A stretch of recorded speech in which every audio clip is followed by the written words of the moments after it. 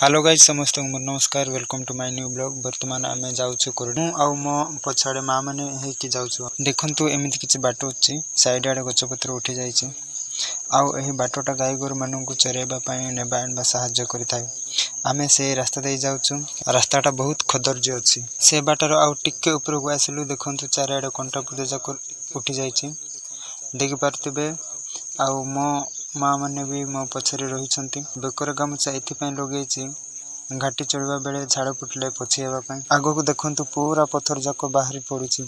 आउ ए पत्थर जाक बहुत स्लिप होउछि खास करी आजिकल वर्षा मास सेथिपाई। फोटो गला परे गोटे छोट झरणा देखा गला। घाटी चढ़ी आसी जोर से शोष लगुला सेथिपाई झरणा पाखक धाई धाई आसिकी पानी पीवा लगे। मो सहित माँ मैंने भी पानी पीछे देखंतु। आउ पानी पी सारला परे जंगल पूरा हो जाइछि। हाथ गोटे गागड़ा धरी आगु को चलुंट सियाड़ भी देखंतु बहुत सारा जंगल होइछि।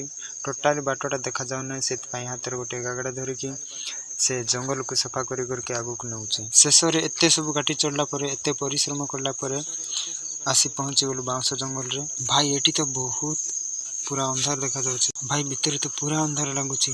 वीडियो रे आपन मन जणा पडु नथिबो बहुत गुड़े बाउंस गछ अछि। पूरा बड़ बड़ बुद्धा होइछि।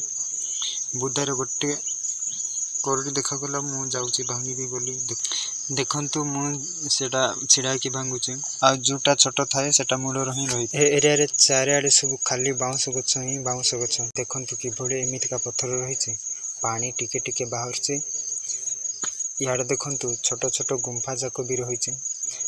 मते बहुत डर मारिला काले भालू भालू रहि जाइतिबे बोली सेथिपाई से जगारू पळै आसले। सतक सत ए चिन्ह को देखंतु एबे वर्तमान कोरडी को खाई की जाइछंती। एई देखंतु सब भांगी सारला परे सबको एकाठी कर चपा चढ़ेबा आरंभ करली। हाथ गोटे काठी धरली आउ चपा चढ़ाउ सब सरीगला परे गोटे गोटे करी एकाठी करागला।